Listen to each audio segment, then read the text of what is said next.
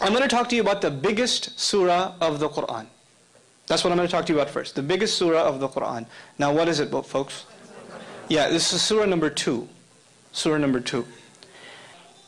This surah, this biggest surah, number 2, is made up of how many ayahs? 286. 286 ayahs.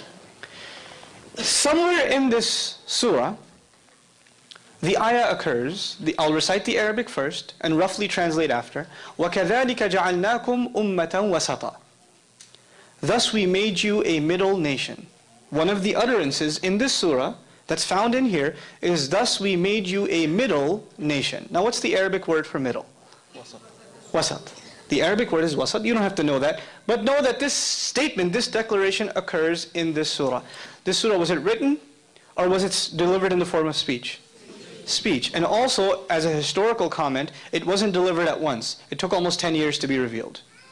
So this one surah was coming piecemeal.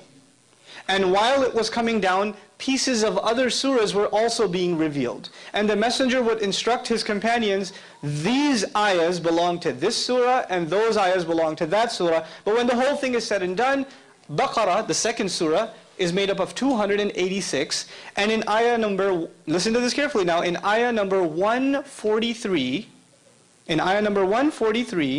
the Lord says, we made you a middle nation.